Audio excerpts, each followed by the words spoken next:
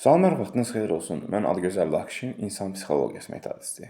Bugünkü mövzumuz ondan ibarət olacaq ki, bəşər, yəni dövründən ta indiyə qədər insanların əksəriyyətinin ən zəif nöqtəsi cahilliyin daima ön planda olmasıdır. Baxırsan, elm təhsil qalıb bir yanda və belə düşünürsən ki, bədbəxtçilik bundan ibarətdir ki, sübutlarla, dəlillərlə, elmi misallarla olan bir şeylər qalıb bir yanda %99% deyək, hətta 100%-ə qədər bəzi məqamlarda olur, hər şey dinə bağlanır. Niyə? Yəni bunu sənə elmlə sübut olunur ki, bu illərdir davam edən bir şeydir. Məsələn, adi bir qlobal və təbii fəlakət olan zəlzələ olsun. Arda-arda bu şey baş verir. İnsanların əksəriyyəti bunu dinə bağlamaqla, Allahın lənəti, yaxud bir digər qeyri-etik şayələr. Bu təbii ki, bəzi mundar insanların ona lənət ola bilər. Amma bu %1-2%. Çünki bu təbii fəlakətdir.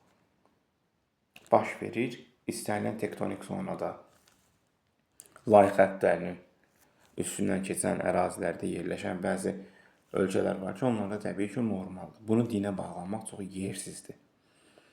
Və bu psixoloji cəhətdən niyə bir növ bəzi insanlarda travma yaradır? Daim olaraq bədənində sən qorxursan və çəkinirsən ki, burada belə bir hal baş verdisə, zəlzələsi olsun və ya digər bir təbii fəlakət olsun, daşqın olsun, yaxud səni qorxudan da. Burada da ola bilər.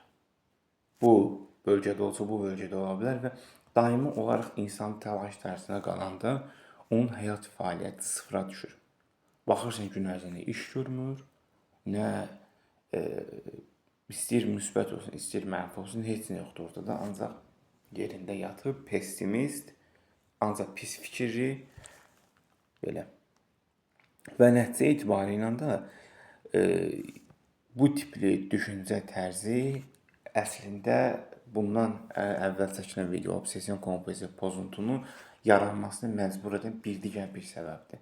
Nə qədər ki, səni mənfiyə doğru, səni pis şeylərə doğru, pessimistliyə, özdən qapanlığa doğru səni məcbur edəcəksə, obsession kompulsiv pozuntunun yaranma ehtimalı 1-ə 5 artacaq.